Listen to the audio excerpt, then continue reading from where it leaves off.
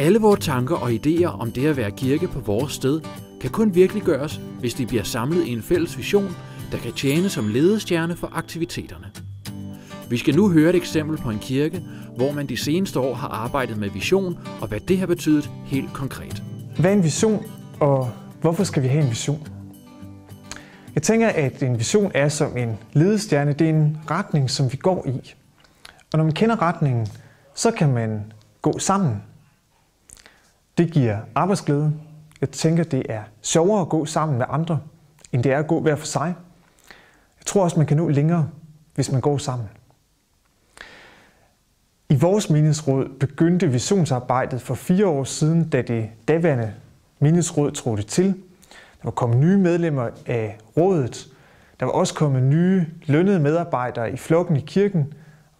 Og der var kommet nye ulønnede medarbejdere eller frivillige medarbejdere. Og vi var der jo alle sammen af en grund. Der var en grund til, at nogen havde sagt ja til at sidde i menighedsrådet. Det var fordi, de brændte for noget.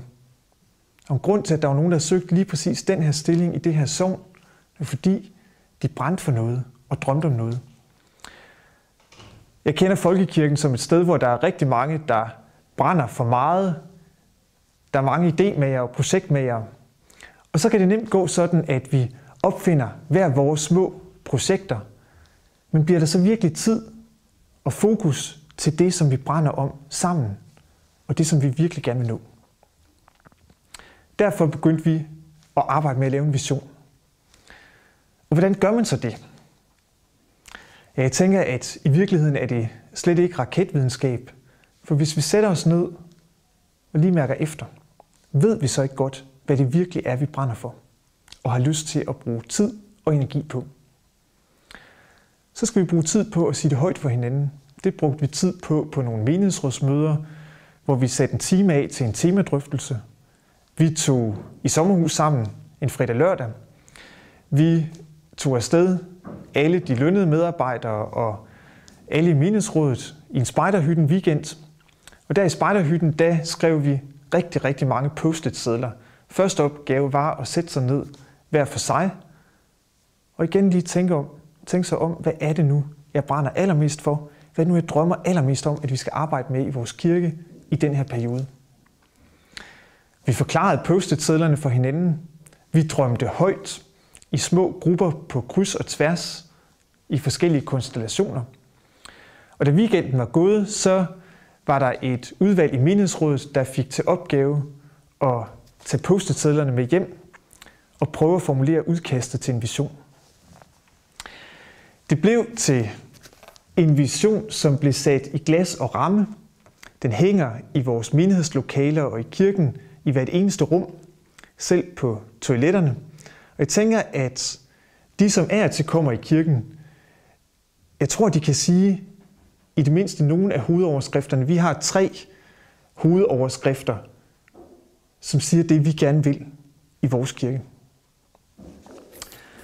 Nu er det jo ikke nok, at visionen bliver sat i glas og ramme, eller bliver hævet frem ved festlige lejligheder. Den skal også blive til virkelighed. Den skal blive til handling. Derfor lavede vi en handlingsplan. Vi bestemte os for, hvad er det, vi gerne vil arbejde med i det her halve år. Hvad vil vi så arbejde med i næste halve år? Og hvis noget skal implementeres, hvis der er et nyt arrangement, der skal stables på benene, så skal det jo forberedes. Og derfor var der for hver halve år 1 ting, vi gerne vil forberede, og 1 ting, vi gerne vil implementere. Hvad giver det at have en vision og en handlingsplan på den måde? For os har det givet rigtig meget. Det har givet fælles fodslag, fælles arbejdsglæde. Så har det givet en følelse af, at vi når noget af det, som vi virkelig brænder allermest for. Det er ikke bare sådan, at hverdagen smuldrer, og det hele går op i drift. Det kan det så nemt.